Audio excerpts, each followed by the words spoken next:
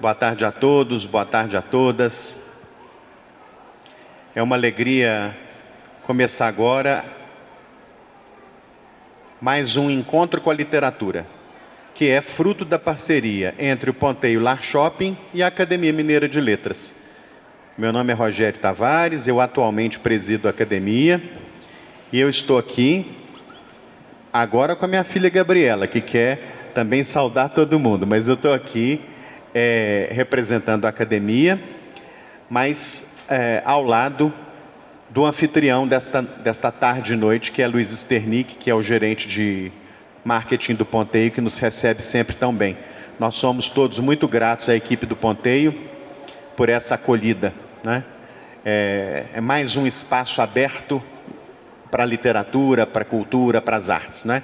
Ponteio mantém aqui o Clube do Livro, que é tão bom, que é tão importante para a nossa cidade, e é um espaço em que todo mundo pode ler, degustar livros, né, se aventurar aí por esse universo tão bonito. Nós realizamos a primeira sessão do Encontro com a Literatura em novembro, com o escritor Luiz Gifone, e hoje nós temos uma alegria muito grande em receber aqui para uma conversa nosso queridíssimo escritor Léo Cunha, que tem mais de 70 obras publicadas, é conhecido por todos nós, lido em todo o Brasil, né? E eu jamais teria como começar a conversa com o Léo Cunha sem fazer uma referência indispensável, que é a presença entre nós, muito honrosa, da acadêmica Antonieta Cunha, né? Mãe do Léo Cunha, que é um monumento, né, da cultura, da literatura e do livro em Minas Gerais. Muito obrigado pela presença, Antonieta. Enfim, é isso. Nós vamos fazer aqui uma entrevista com o Léo, de cerca de 25 minutos. Depois a gente abre para perguntas e finalmente o Léo autografa os livros dele. Tem vários livros do Léo ali, para quem quiser um autógrafo dele aqui. Léo, muito bem-vindo, viu? Um prazer conversar com você mais uma vez. Obrigado. Obrigado, Rogério. Academia, o Ponteio, vocês que vieram aí, gente, prazer. Olha, o Léo é mineiro de Bocaiúva e desde criança está rodeado de livros. Tem várias crônicas do Léo, vários textos do Léo que contam um pouco como é que foi a infância dele. E na infância e na juventude dele, ele convivia com escritores do Brasil inteiro, já que a nossa querida Antonieta era dona da Miguelin, né, uma editora importantíssima, mítica, né, na nossa história. Como é que foi a infância do Léo, um menino entre livros? Então, eu sempre falo isso, né, que eu cresci entre livros e, claro, eu era um menino que adorava jogar bola, andar de bicicleta, né, morava em frente a uma praça, então eu gostava muito de brincar em geral. Mas, além disso, eu tive a sorte de ter, né, os livros, né, uma biblioteca imensa dentro de casa, né, que na época devia ter, sei lá, 10 mil livros, hoje chega a 20 mil livros, a biblioteca da minha mãe, mas na época já era uma coisa imensa. E além disso, né, quando eu tinha lá meus 8, 9 anos, ela ainda abriu uma livraria, que a Miguelin começou como livraria, né, era Casa de Leitura e Livraria Miguelin, ali em Lourdes, depois virou editora também. E ali na livraria e na editora eu acabei conhecendo, né, os principais nomes da literatura, especialmente infantil e juvenil, porque era uma livraria para crianças e adolescentes, né, e eles vinham, e o interessante é que eles ficavam quase sempre hospedados na minha casa, né?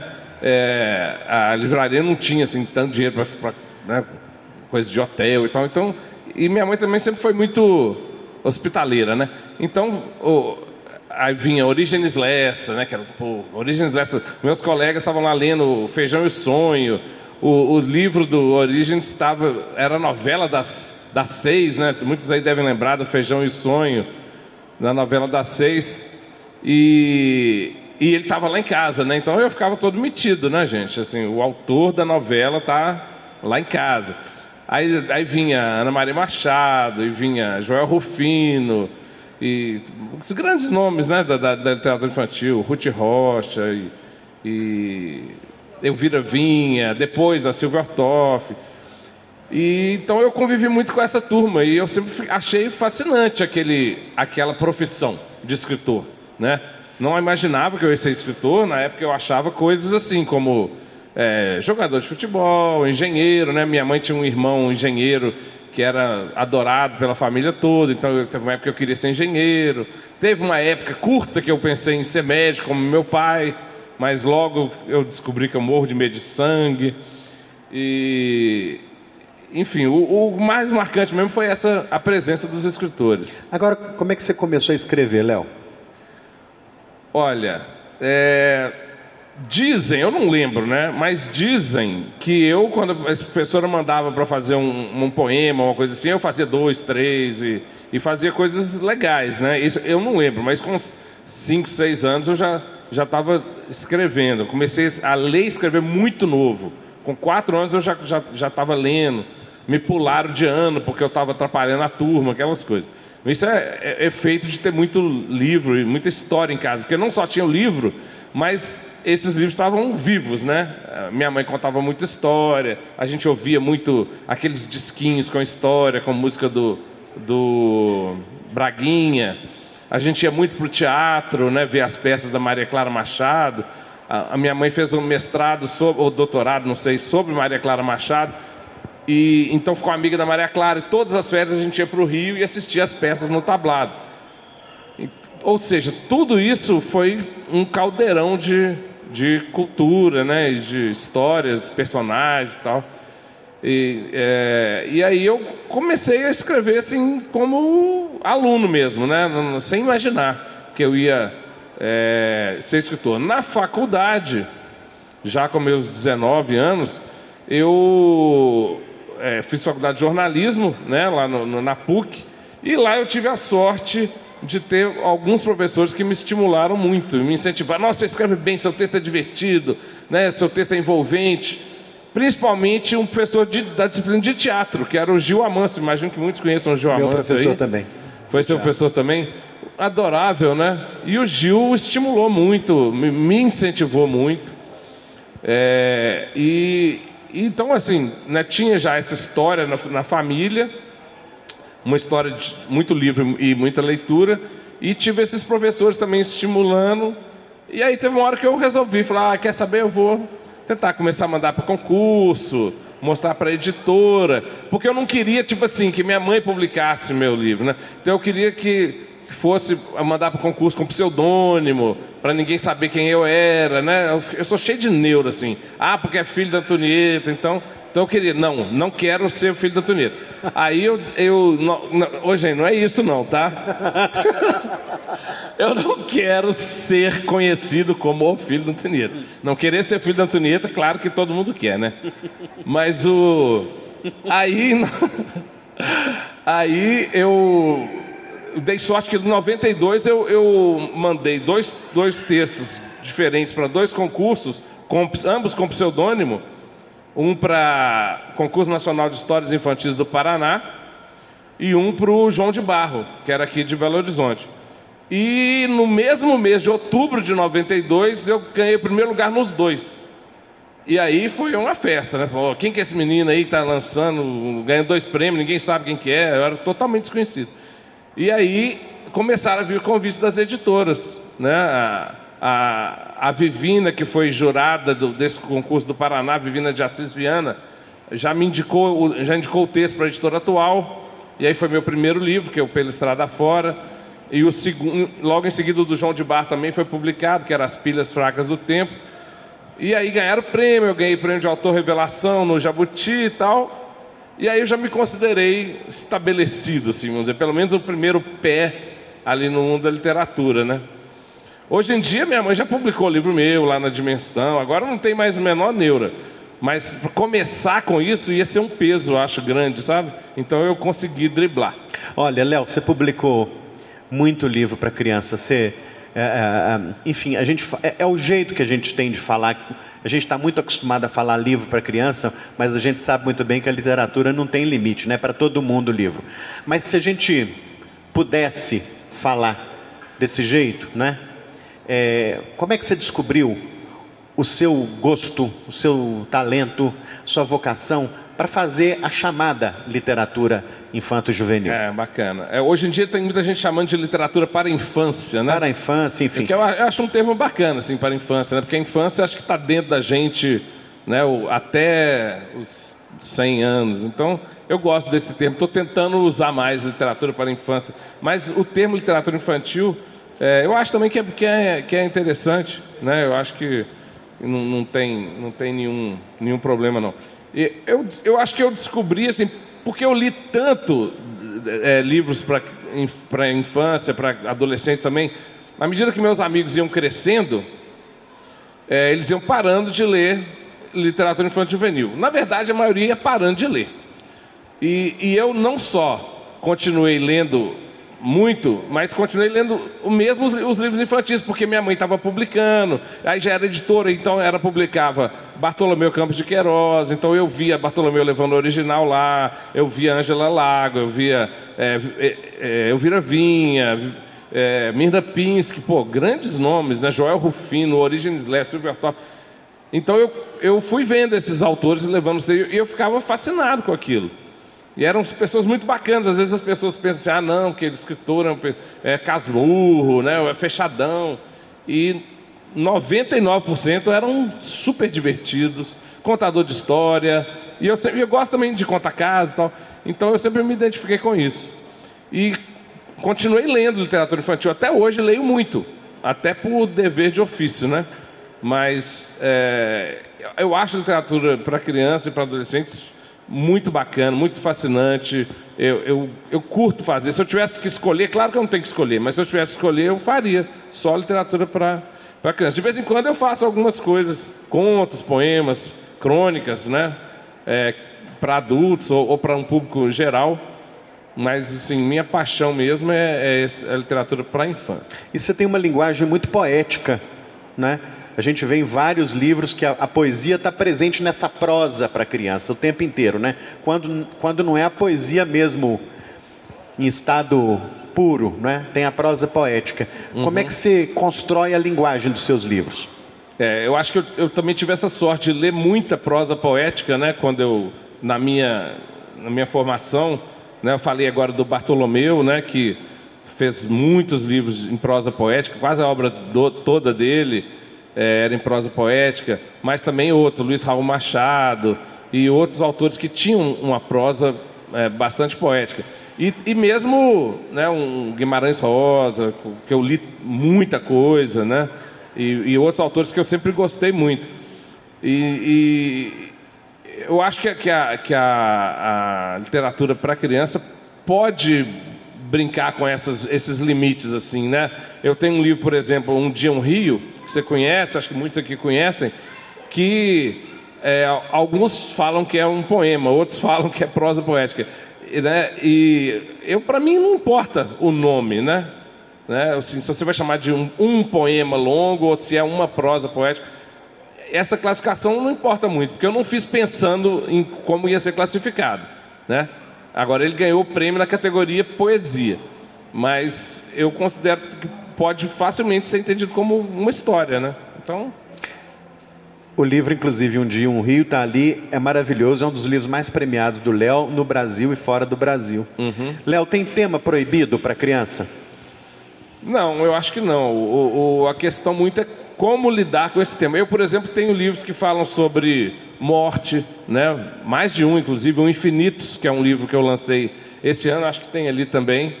É um livro que fala sobre, apesar de eu ter acabado de contar o final da história, mas me dei conta, enquanto eu estava falando, que eu dei um big spoiler aí do Infinitos. Mas, enfim, tem livros que falam sobre morte, esse, o Pela Estrada Fora também. Tem livros que falam sobre... Tem livro que tem palavrão, inclusive, né? Que é o tabu. Mas o meu primeiro livro, que é o Pela Estrada Fora, que ganhou vários prêmios e tudo, teve mais de 20 edições, é um livro que tem uns palavrões, mas não como uma coisa gratuita. Tem tudo a ver com a história, sabe? E então cabe o palavrão, se tiver harmônico ali na história, cabe a morte, cabe... Acho que praticamente qualquer tema, né, sendo tratado com sensibilidade, né, sem sem ser uma coisa agressiva ou gratuita, né? Sem ser uma coisa irresponsável, assim. Acho que está valendo. Olha, provavelmente você já respondeu essa pergunta que eu vou te fazer aqui em muitos encontros literários, em muitas entrevistas no rádio, na televisão, mas eu não vou deixar de fazer essa pergunta não, porque eu sou pai aí de uma criança de 5 anos e de outra de 9 anos, e eu acho que essa é a pergunta que muitos pais gostariam de fazer nesse momento aqui. Como fazer o livro virar um bom amigo das crianças? Essa é a grande, né? Essa é a pergunta do milhão. Bom, eu vou falar assim, o que aconteceu comigo, vamos dizer, né? Eu acho que a primeira coisa é o exemplo, né? A criança age muito né, se espelhando no que ela vê. Então, os pais que leem, os pais que têm livros em casa, que têm uma variedade, deixam disponíveis os livros, têm mais chance de criar filhos leitores. Agora, claro, até lá em casa, né? Meus 2 filhos estão aí. Um lê mais que o outro, né? Então, não é assim que é uma fórmula secreta que vai dar, né, certo e tal. Mas, assim, eu acho que a primeira coisa que vai abrir as portas é o exemplo, né? Ter livros, ter leitores, ter histórias, né? Arte em geral, né?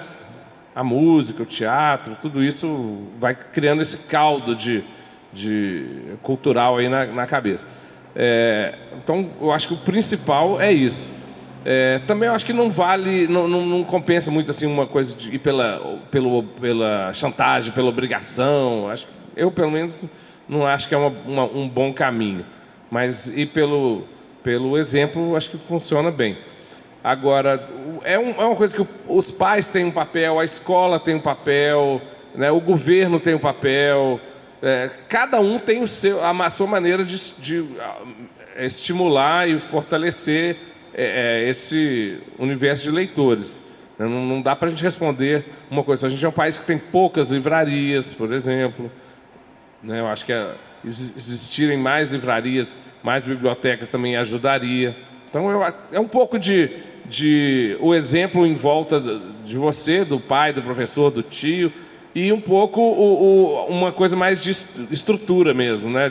Do país, da escola, da biblioteca. Acho que somando essas duas coisas. Mas não é uma coisa, não é uma equação exata de jeito nenhum. Nós vamos mostrar aqui agora um livro lindo que o Léo lançou, um dos mais recentes livros que o Léo lançou, que é esse aqui, de Memes e Memórias. É uma reunião de crônicas, e com um projeto gráfico precioso, e com uma inspiração muito interessante, que é a inspiração que você extraiu ali das navegações pela internet, pelas redes sociais, né? De toda essa grande oferta de informação, de texto, de imagem que a internet nos dá hoje, né? É uma reunião de crônicas que me motiva a fazer a seguinte pergunta. Hoje nós estamos no meio de super oferta de informação, oferta até excessiva de informação, né? Como é que você lida com tanta informação? Como é que você separa o joio do trigo? Como é que você é leitor de redes sociais e de internet? Olha, primeiro eu queria dizer que eu acho que a crônica falando de formar leitores, eu acho que para o adolescente, assim, para meninada de partir de 10 anos para frente, a crônica funciona muito bem. Porque são textos curtos, envolventes, que falam, né? A crônica tem esse lado de ser uma conversa quase no pé do ouvido, né? Então, eu estou vendo aqui, não só meu filho, mas 2 colegas dele, que já leram meus livros de crônica, né? Especialmente o Ninguém Me Entende Nessa Casa, e a turma deles adora esse livro. E eu acho que a crônica tem essa pegada, então foi legal você falar sobre isso. E esse eu quis trazer exatamente, aproximar o universo da internet, das redes sociais, desse leitor jovem. Porque, claro, são crônicas que podem ser lidas por qualquer idade, mas é um livro editado e publicado focando o público jovem. A gente vê pelo tamanho do livro, né? São, sei lá, 100 páginas. Isso. Né? Então, se você pega um livro de crônicas de adulto, geralmente tem 200, às vezes 300 páginas. Então, o próprio tamanho e o projeto gráfico já meio que direciona isso para um jovem, né? Uma leitura boa para um adolescente. E aí eu quis aproximar exatamente esse universo da internet, que eu acho que tem, aí já começando a responder essa pergunta, que tem muita coisa, até no joio, que é legal. Né? Então, por exemplo, você pega a internet, tem muito assim, desafios, memes, enquetes, que parece que é bobagem, mas dá para você pegar aquilo e transformar numa coisa legal. Então, a forma como eu me apresento no livro é um jogo da internet. Assim, são 9 verdades e uma mentira sobre o Léo Cunha. Então eu conto lá 9 histórias, curtinho, um parágrafo cada uma, né? São 9, que é uma brincadeira que estava na internet, todo mundo deve ter visto isso nos últimos, sei lá, 2 anos atrás, 1 ano atrás, que é todo mundo contando 9 verdades e uma mentira. E os amigos das redes sociais tinham que descobrir qual que é a mentira. Então eu usei e trouxe isso para me apresentar, né? Tem várias crônicas, eu vou pegando brincadeiras, enquetes, memes e trazendo isso. Eu acho que quer dizer, é algo que pode ser bobagem, mas pode ser tratado criativamente, né? Então eu circulo bastante nas redes, né? Eu sou bem assíduo, principalmente no Instagram e no Facebook, mas eu tenho curiosidade de olhar essas coisas, mas tentando não olhar com esse olhar de condenar, assim, é só bobagem tem nas redes sociais. Eu acho que nessas bobagens pode aparecer coisas interessantes. Olha, tem uma crônica aqui que eu vou compartilhar com o público, ela é bem curtinha, que chama Aprimoramento Neural, para minha filha Sofia no dia do Enem. Tá ali, Sofia está aí. Eu fiz para ela no dia que ela foi fazer o Enem. É bem legal. Uma garota que brilhou no Enem revelou recentemente que usa uma droga para o aprimoramento neural. Ela explicou que vem usando regularmente a droga há anos e já desconfiava que a substância ajudaria no resultado. Imaginava, porém, que seus concorrentes na prova também as usassem na mesma frequência e com tanta intensidade. O cérebro humano tem 100 bilhões de neurônios e cada um deles, pasme, pode realizar 10.000 sinapses. De nada adianta, porém, se não aprimorarmos a qualidade dessas conexões. E é justamente aí que a droga age. Não é ritalina, cocaína, êxtase nem ayahuasca. Curiosamente, é um estimulante que pode ser encontrado legalmente em lojas ou na internet. A droga se chama literatura. Léo, queria que você falasse um pouquinho. Então, eu fiz... É bem legal esse texto, né? Eu fiz essa crônica no dia que a Sofia foi fazer. E eu emocionei aqui. No dia que ela foi fazer o Enem, né? E claro, a gente fica com aquela tensão. Você vai saber disso quando seus filhos forem fazer o Enem. E se ainda existiu o Enem, se ainda existiu o Brasil, né? Daqui a alguns anos. Mas aí quando ela foi fazer, me veio essa história na cabeça, assim, do nada. No dia que ela foi fazer. E eu não sei se eu te mostrei antes ou depois que você foi fazer a prova. Foi no dia, mas não sei se foi na ida ou na volta. E aí...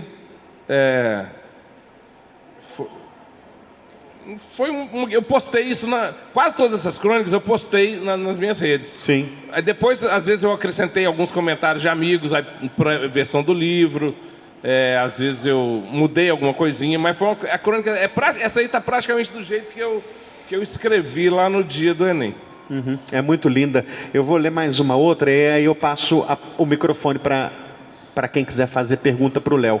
Essa última que eu vou ler, Léo, é sobre um personagem que você citou aqui, que é muito querido de todos nós e que certamente está conosco aqui acompanhando esse evento em outro plano, que é o nosso querido Bartolomeu Campos de Queiroz, que foi membro da nossa Academia Mineira de Letras, então é a nossa missão sempre revalorizar a memória dele. Essa crônica do Léo, que é bem curtinha, se chama Bartolonosso, não é Bartolomeu, Bartolonosso. Escrita no dia da morte do escritor Bartolomeu Campos de Queiroz. Tem uns 10 anos, né, talvez. Bartolomeu não era meu, era nosso. De todo mundo que ama a poesia, a literatura, a leitura, a memória, o ensino, o encanto. Mas no início dos anos 1980, eu tinha a impressão de que ele era só meu. Ele tinha publicado 2 livros no início da década de 1970, Pedro e O Peixe e o Pássaro, mas ambos saíram de catálogo e desapareceram do mapa durante anos. Aí, em 1980, minha mãe fundou uma pequena editora e seu primeiro passo foi recuperar essas 2 obras-primas do Bartolomeu.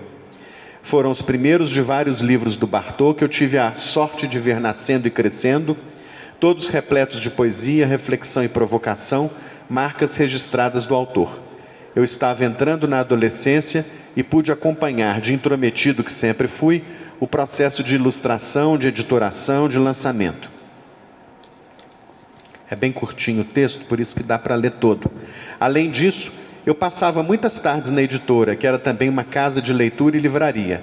E o Bartô passava por lá quase todo dia, ou pelo menos foi assim que a minha memória guardou num ato rebelde de bartolomice. Quando comecei a escrever, ele foi uma influência clara, descarada.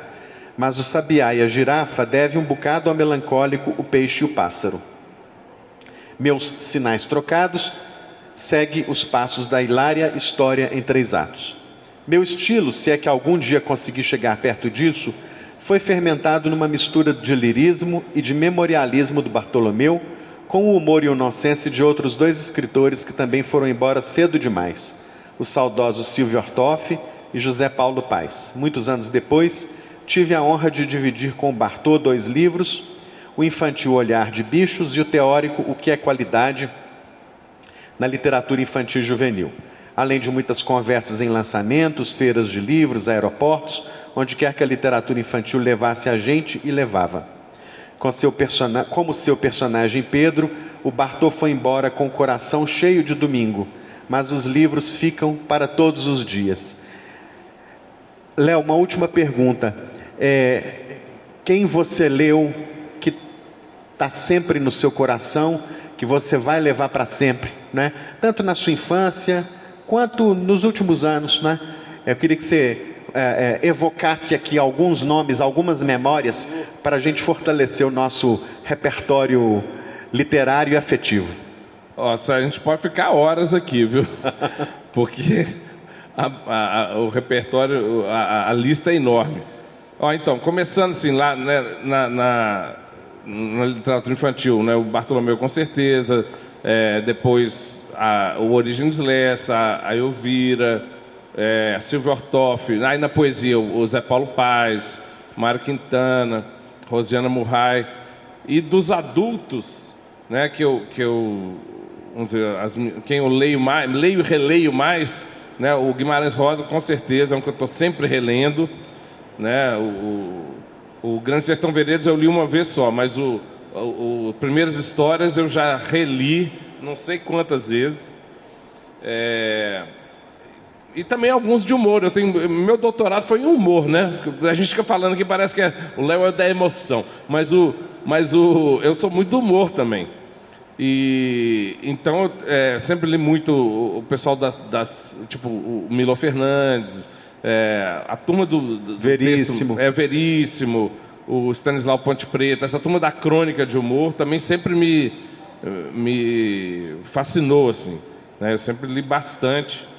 E para citar alguns estrangeiros que eu leio muito, até hoje gosto muito, acho que o Calvino é o que eu mais li e reli, né? Já li quase tudo do Calvino. Mas eu gosto também de coisas assim, Stephen King, sabe, coisas, literatura pop, não tem nenhuma mitidez nesse sentido, não. Eu leio muita coisa bem pop, assim. Muito bem. Nós vamos abrir o microfone agora para quem quiser fazer pergunta para o Léo.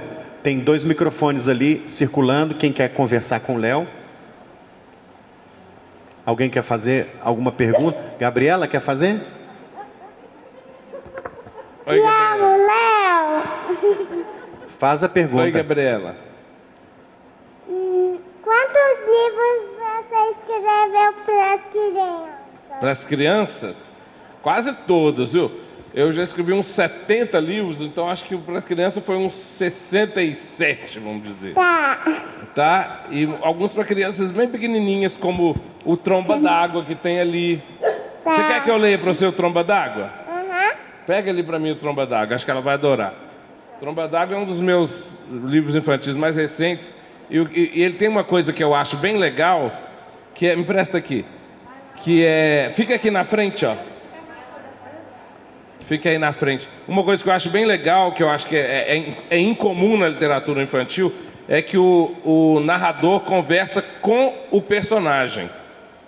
Então, é o Tromba d'Água, né? Tá vendo esse elefantinho aqui, ó? O Binho. Tá vendo o Binho? Então, aí, ó, fica aqui do lado, assim, para todo mundo poder ver. É ilustrado pelo Flávio Fargas, que é um grande ilustrador. Então fala assim, ó. Olá, Binho. É verdade que o seu sonho é ser jardineiro?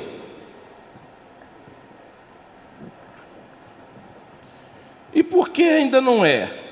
Pelo menos já tentou? Ele tá alegre ou tá triste aqui?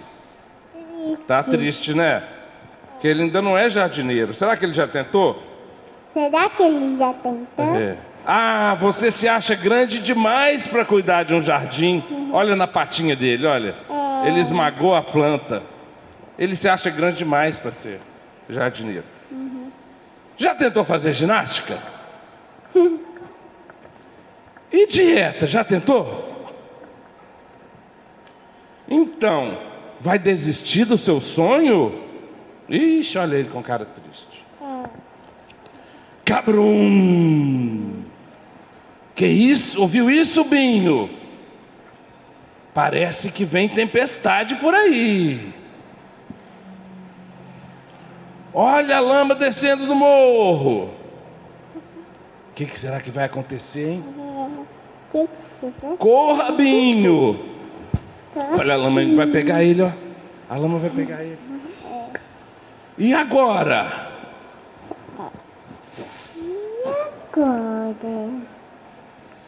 Olha, agora tem umas páginas sem texto, você tem que olhar só o desenho, ó. Olha a lama chegando, ó.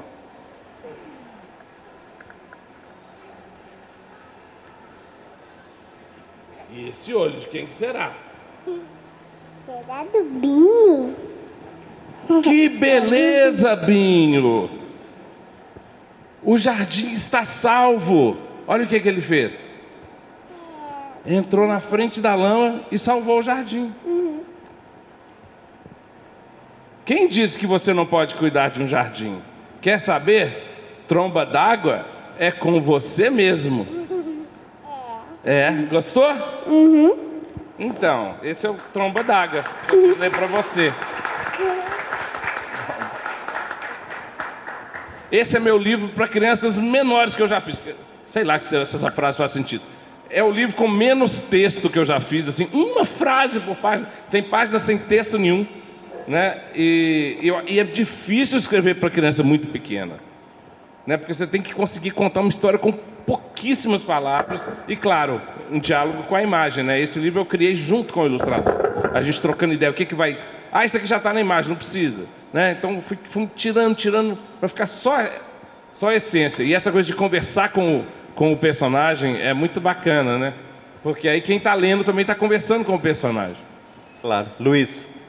Bom, primeiro de tudo, Rogério, obrigado. Você como presidente da academia, é um privilégio ter você aqui no Ponteio, com esse projeto brilhante que é a Academia Mineira de Letras do Ponteio, e você trazendo isso para a gente. Obrigado. Léo, obrigado pela sua presença, é um grande prazer te receber. Mas é igual eu estava te falando quando eu te encontrei, a minha curiosidade. Eu convivo com escritores adultos, pessoas que lançam livros adultos de vários assuntos, diversos assuntos. E eu nunca conversei com um escritor que escreve livro para crianças. Quando você está conversando com um escritor adulto é muito fácil porque o português é rico, variado, enfim, você aprende novas palavras e por aí vai. Como é que é esse processo na sua cabeça que você está escrevendo está consciente que é para uma criança, né? O jeito que você conversa com a criança não é o jeito que você conversa com o adulto. E de repente você quer surpreender uma criança. Eu acho que sim, né? Acabei de ler o Tromba d'Água aqui, imagino que muitos tenham se surpreendido ao longo da leitura, né? Não só com o ponto de vista, né, que o narrador tem aí, mas também com algumas coisas que vão acontecendo. Eu acho que a surpresa não é só no vocabulário, né? Ela tem a ver com o ponto de vista, tem a ver com a estrutura. A literatura para crianças, ela lida com as mesmas grandes questões e dilemas que a literatura para adulto, né? Quem é o personagem, quem é o narrador, qual que é o ponto de vista, o que você mostra, o que você esconde, né? Porque escrever não é só mostrar, é esconder também, né? Tudo isso que você faz quando você escreve para um adulto, você também faz quando você está fazendo para criança. Só que numa escala talvez diferente, né? E eu acho que são desafios tão grandes quanto, né? E essa coisa da linguagem, por exemplo, é muito bacana que você perguntou, né? Porque realmente tem palavras que eu vou evitar, mas não significa que eu estou simplificando ou banalizando o texto, né? Significa que é um desafio a mais para fazer um texto interessante, curioso, envolvente, com palavras, né, que o leitor conheça, né? Eu acho que é um desafio a mais, vamos dizer, nesse sentido. Não sei se eu te respondi. Ali mais uma pergunta.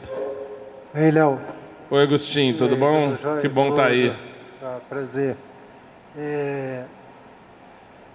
Eu não li seu último livro, que você até me mandou foto desse livro que vai pegar sobre as queimadas, a destruição da natureza. O Corte e a Chama. O Corte e a Chama. Tem. Acho que é o seu livro mais recente agora está indicado ao Jabuti, né? Espero que ganhe. Não, já teve o resultado. Já teve? Ganhou um livro maravilhoso chamado Saga Trissuinorama, que é muito bonito, do João Guimarães. Mas só de estar entre os finalistas, gente, não é porque aquele papo de assim, é importante competir, não. É porque realmente são 500, sei lá, 1000 livros lançados no ano. Você ficar entre os 10 finalistas, é bom pra caramba.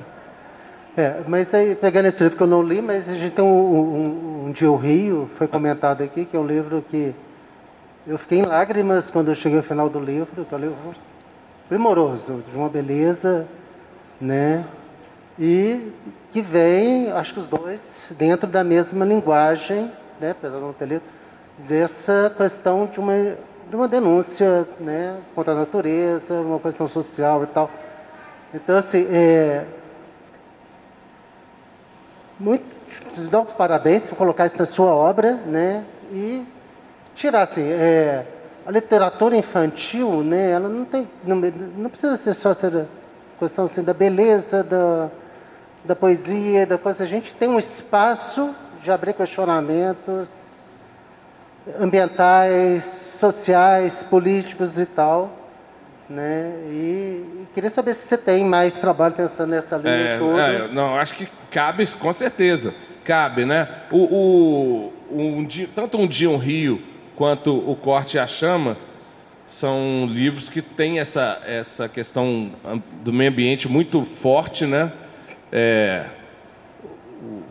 O Corte e a Chama, na verdade, ele é O Corte e a Chama ou A Chama e o Corte. Ele é um livro que tem dois lados, dois inícios, né? E é como se o corte fosse atacando, né, a mata do lado de cá e a chama fosse atacando do lado de lá. Lá no meio eles se encontram, as duas devastações se encontram, né? E tem uma virada lá no meio. São dois poemas espelhados, vamos dizer. E Um Dia, um Rio né, como eu falei, é prosa poética, ou é um longo poema. E o cuidado que eu tive nos dois livros é não fazer um livro panfletário, né?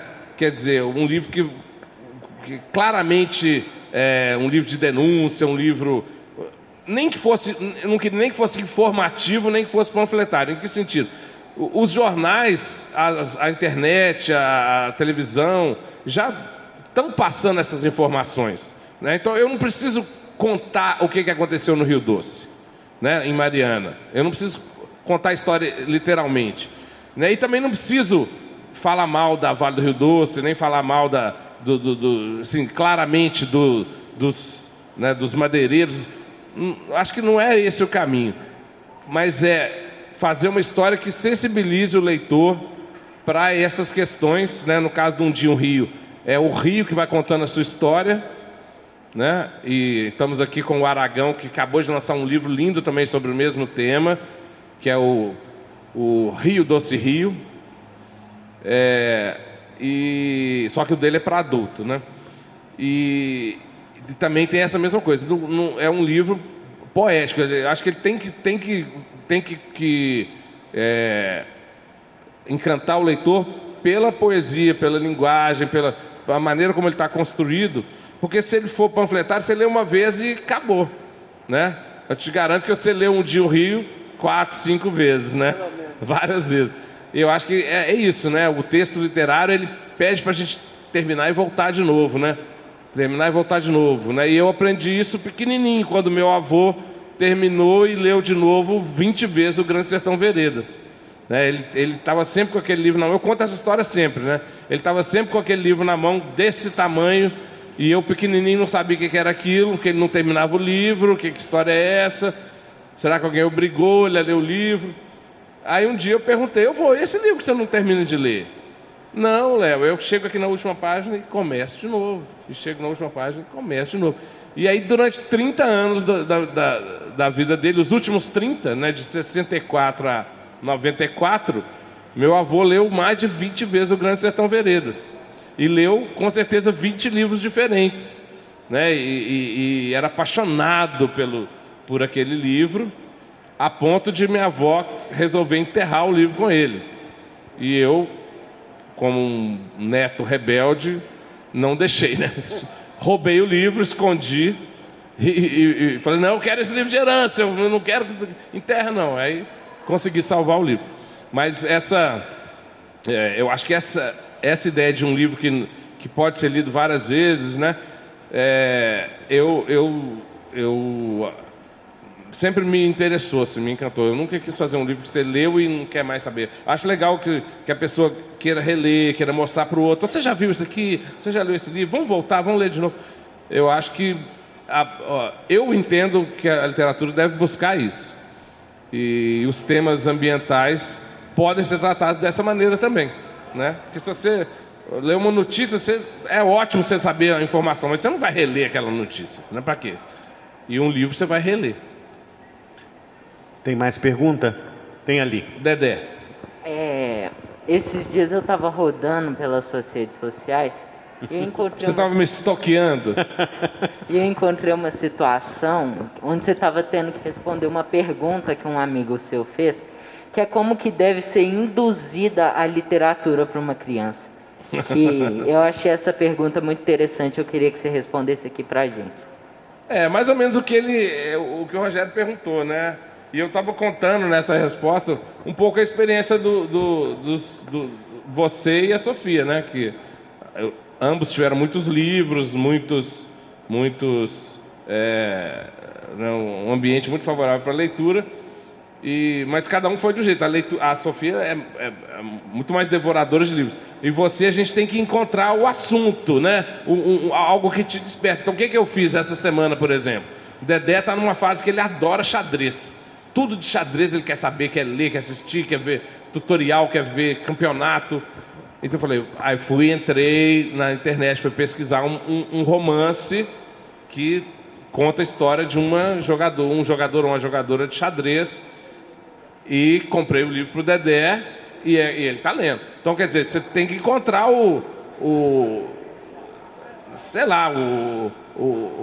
a luz ali, o estímulo, né? Se eu tentasse aplicar nele sobre futebol, talvez ele não se interessasse. O Gambito da Rainha, Dedé viu, nós vimos juntos, né, Dedé? E tem até o livro também do Gambito da Rainha, mas eu achei que esse outro era mais para adolescente, mais legal para adolescente, assim. Mas eu acho que tem isso, né, Dedé? buscar pelo assunto, pelos interesses, né? E eu acho que funciona. Mais pergunta? Não, Marco. Ah, desculpa, Luiz. Deixa ele. Tá, Marco. Ô, Léo, você falou sobre esse hábito, né, de pessoas lerem o mesmo livro muitas vezes, que cada vez é uma leitura diferente. Eu tenho um neto de 3 anos que adora ler. A mãe, a minha filha, sempre gostou muito de livros, então desde muito pequeno começou a introduzir ele nesse universo. E muito interessante, exatamente em relação a isso, eu acho que deve ser mais ou menos um padrão entre as crianças, que a gente começa a contar uma história, pega um livro, ele vai acompanhando, e aí chega no final do livro, ele imediatamente, de novo, vamos lá, e 10 vezes até ele decorar o livro. Então ele próprio começa a contar a história. Agora, o mais intrigante para mim é que a partir disso eu passei a ter uma visão diferente da relação da criança com o livro, pelo menos nessa idade, nessa primeira idade. Que eu vejo que ele não só lê o livro, ele vive o livro. Porque através da imaginação, ele se introduz de uma tal forma na história que ele não mora aqui, mora distante, então a gente se comunica muito por telefone, e sempre que falamos com ele: oi, Kai, tudo bem? Não, hoje eu não sou o Kai, hoje eu sou o grilo. Amanhã: oi, Kai, tudo bem? Não, hoje eu sou o elefante. E ele vive aquilo durante a conversa. Então eu queria saber de você sobre a sua experiência nessa relação da criança com o livro, mais do que como leitor. Nossa, pergunta difícil também. Mas você está perguntando assim, como foi a minha relação? Não, com as crianças, com o feedback da leitura. Então, uma das coisas legais de escrever para a criança é que a gente tem muito contato com o leitor, muito mais do que o escritor para adulto, né? Esses 2 anos de pandemia, até um pouco menos, mas normalmente nos anos sem pandemia, eu faço assim 20, 30 viagens no ano. Tá? Vou visitar escolas que estão lendo os livros, vou visitar feira de livro de cidade, vou dar palestra, oficina e tal. E converso muito com leitores, né? E vejo esse encantamento que, especialmente nos menores, tem essa coisa mesmo de entrar na história, né? E já nos adolescentes tem uma coisa de tentar, pelo menos eu percebo isso, né? De tentar relacionar o que está lendo com o seu cotidiano, né? Relações humanas, de família, namoro e coisas desse tipo. Que é também uma maneira de... Né, a coisa que, né, os pesquisadores, aí, o Edgar Morin, por exemplo, fala muito disso, né, a literatura funcionar como projeção e como identificação. Né? Então, a projeção é assim, né, como eu gostaria de viver essa emoção, de viver essa aventura, como deve ser legal ser como esse personagem, que é um pouco o que seu neto está falando. Né? Mas, em outros momentos, funciona como identificação, né? Tipo assim... eu já vivi isso, eu conheço quem é assim. E na adolescência eu acho que funciona muito assim também, né? Eu conheço alguém que já viveu isso, ou essa emoção, ou esse dilema, mesmo se não for exatamente igual, mas algo semelhante eu consigo identificar e trazer para a minha vida. Então essas duas coisas vão acontecendo meio paralelamente, às vezes mais uma, às vezes mais a outra, mas é universal isso, né? Da arte. E eu vejo isso muito nas perguntas das crianças, né? Muitas perguntam se aquele livro que eu escrevi aconteceu comigo, ou se aconteceu com meu filho, ou o quanto daquilo é inventado, o quanto daquilo é uma das perguntas que eu mais ouço, né? O quanto daquilo é inventado, o quanto daquilo é memória, é real, porque elas estão exatamente tentando relacionar com essa coisa da identificação, da projeção. E eu acho que é muito bacana isso. Não sei se eu cheguei a responder o que você perguntou, mas...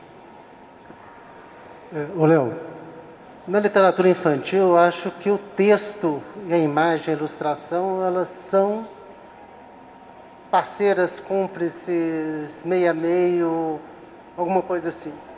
Você já viu a situação assim de pegar algum texto seu, que você achou que a ilustração, ou de qualquer outra, que a ilustração carregou o texto, ou o texto carregou a ilustração e o descompasso. Eu queria falar um pouco, que você falasse um pouco dessa sua experiência, que é uma parceria que eu acho assim, que, né, alguns livros a gente vê assim, os dois cativam, né? Esse tema é fantástico, assim, né? Me interessa demais esse diálogo do texto com a ilustração, porque a boa ilustração de um livro infantil, ela não pode repetir o que está no texto igualzinho. Não faz sentido, né? Redundância total.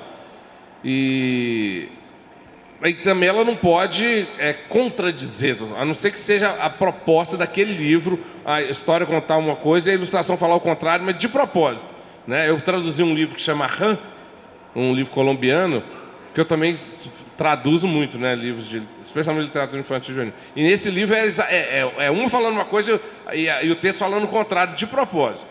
Mas assim, por engano, não funciona.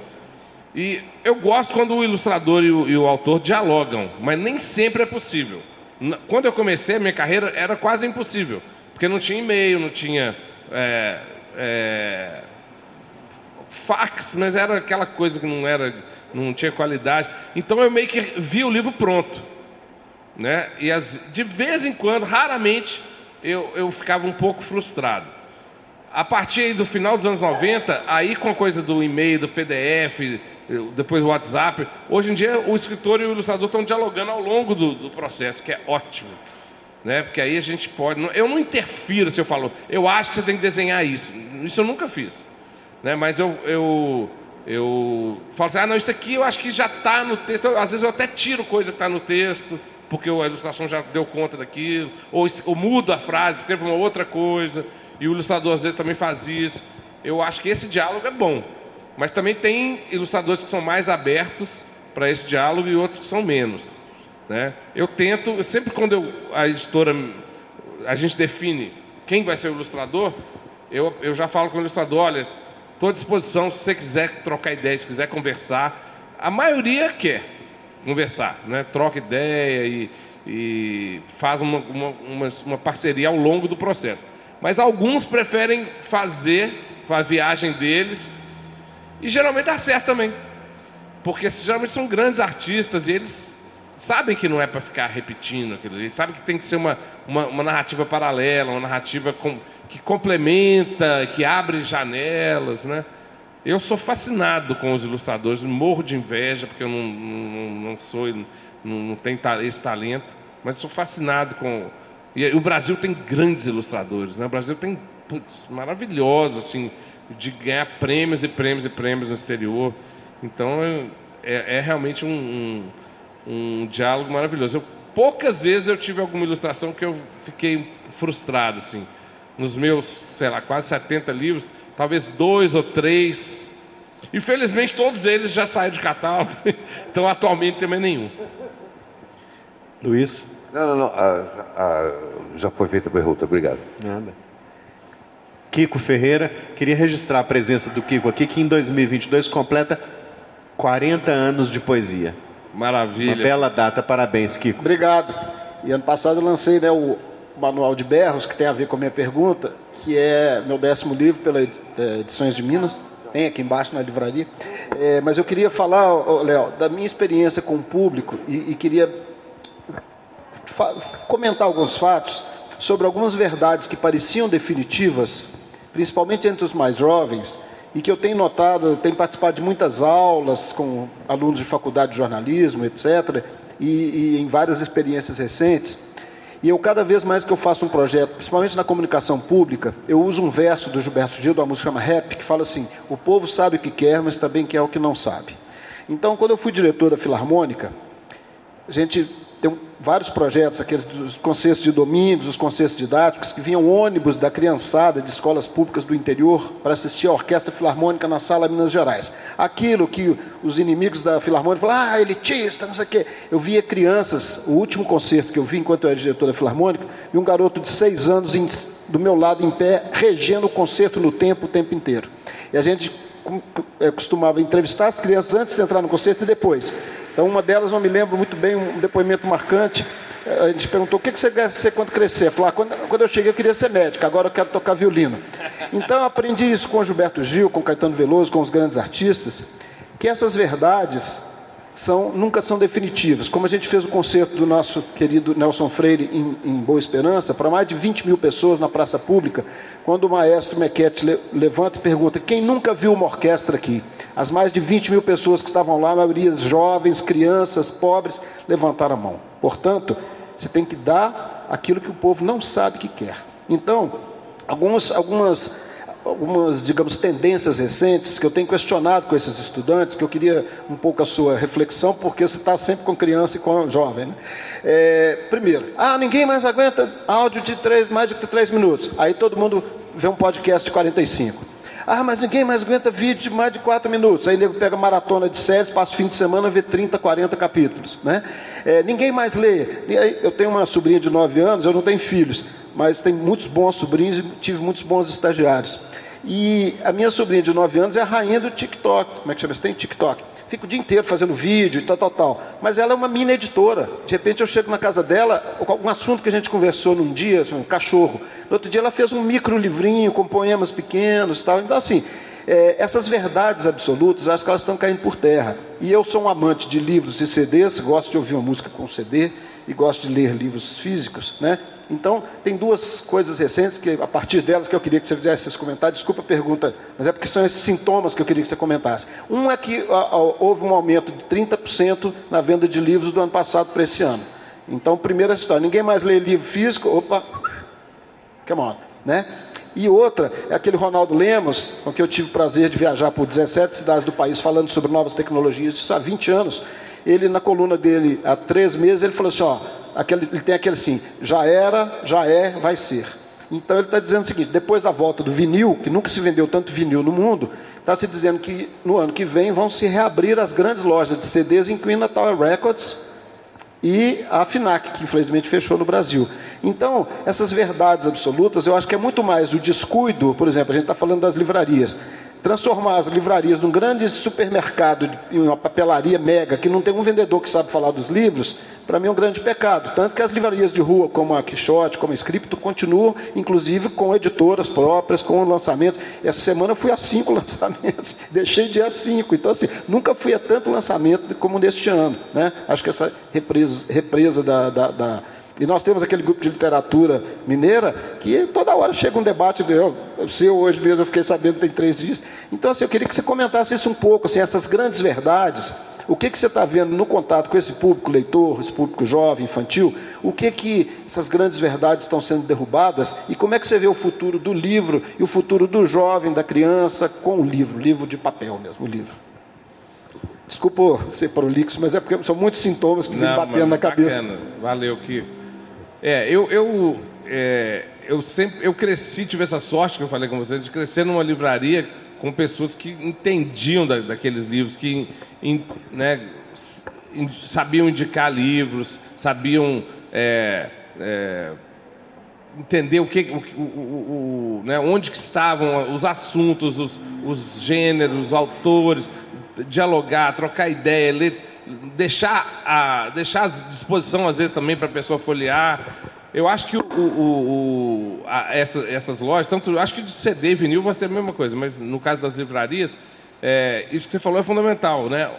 Uma livraria que não tem alguém para te acolher, né? E para te dar sugestões, e uma livraria que não só está preocupada em dar destaque para aquilo que já está, vamos dizer, na mídia, né? Essas vão desaparecer, eu acho, provavelmente, né? Porque é o contato humano, é o que você quis dizer, né? É isso que vai fazer a diferença. Eu sempre admirei isso como filho de livreiro e depois como escritor. Eu acho que é esse contato humano que vai fazer a diferença mesmo. O resto são, como você falou, são, né, com perdão aqui dos acadêmicos, cagação de regra, né?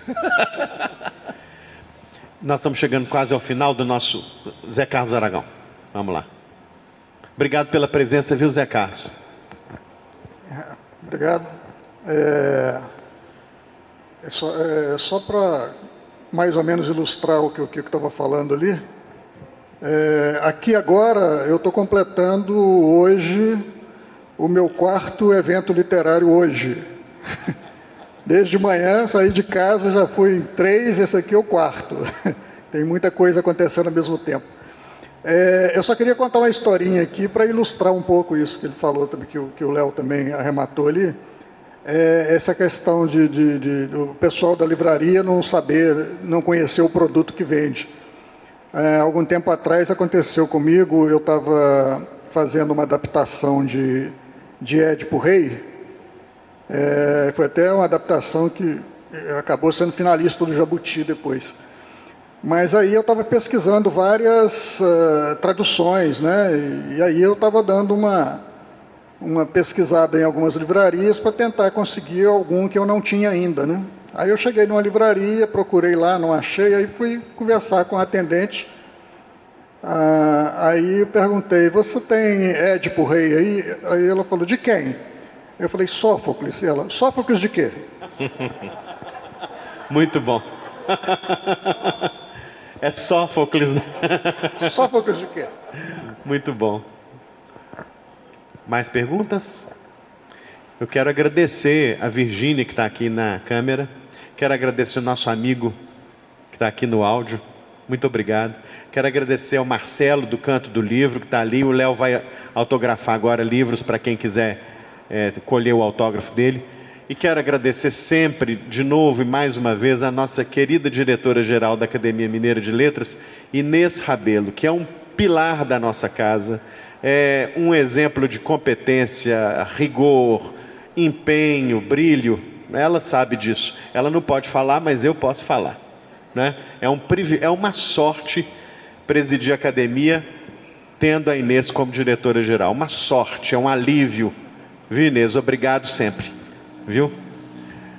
Marco, é uma sorte. Eu sei que você sofre muito pela ausência da Inês, porque ela está lá na academia resolvendo os nossos pepinos, mas saiba que é por uma boa causa. Finalmente, mais uma vez, querido Sternick, padrinho, benfeitor desse projeto, muito obrigado. Você é um grande anfitrião da cultura de Minas Gerais e de Belo Horizonte hoje. E claro, sempre a nossa querida Antonieta Cunha, o monumento da cultura de Minas. Léo, muito obrigado. Ainda tem esse livro aqui que o Léo queria comentar, mas eu quero que você comente esse livro e faça a sua saudação final, sua consideração final. Tá. Não, é só porque eu comentei no início que o Dedé estava aqui, né? E que o processo de criação desse livro foi muito interessante, que é também a coisa da tecnologia, né? Essa história nasceu quando o Dedé tinha 4 anos, hoje ele está com 13, e muito interessado em mapas, em globo, em GPS, né? Essas coisas todas. E antigamente, agora não tem mais GPS, tem o Waze, né? Mas na época o carro tinha um GPS e tal. E tinha o Google Earth, que é naquele aplicativo que você pode ver aqui o ponteio, abre mais um pouco, você vê o estacionamento, fecha, você vê o Belvedere, vê Belo Horizonte, vê tal. Aí o Dedé fala, vamos brincar de mapa? Brincar de mapa era isso, né? Entrar no Google Earth e ficar vendo as coisas. Me mostra a escola, aí eu mostrava a escola. Mostra a casa do vovô, mostrava. Mostra o Rio de Janeiro, eu mostrava. Aí uma hora ele falou, me mostra agora o mar. Aí eu mostrei. Agora me mostra o tubarão. Aí eu falei, aí não tem jeito, porque isso aqui a gente está mostrando só a parte de cima, né? O tubarão está lá no fundo. E aí ele não se fez de rogado. Joga uma comidinha na tela que o tubarão vai aparecer. E aí me veio, né? Eu falei assim, gente, isso é ótimo, vou contar esse caso. Contei em 3 parágrafos nas redes sociais, né? Contei, isso era o aniversário da minha irmã no dia. Eu contei isso em 3 parágrafos. E fui para o aniversário da minha irmã. Quando eu voltei, tinha 200 comentários. Tem que virar uma história, isso é ótimo, não sei o quê. Você faz uma crônica, faz isso, faz aquilo outro. E realmente nasceu uma história a partir dali, em que o tablet vira um portal, né? E como a literatura infantil está cheia de portais, né? Que levam para outros mundos. O buraco lá da árvore da Alice, o Jardim Secreto, é o tufão que leva a Dorothy para Oz, é o armário que leva para Nárnia. E aí nesse livro é o tablet, né, que leva para os mares e tal. E é um jeito também de trazer a tecnologia. Eu acho que é importante a gente não tratar a tecnologia e livro como sendo inimigos, né? Eu fiz isso nesse livro e no de Memes e Memórias também. Eu acho que dá para a gente dialogar, né? Só para citar isso. E, gente, muito obrigado por estarem aqui conversando e muito, né? Eu gostei muito da conversa. Já é a segunda entrevista que eu dou para o Rogério, né? O grande entrevistador que ele é. E parabéns aí para todos os envolvidos e obrigado.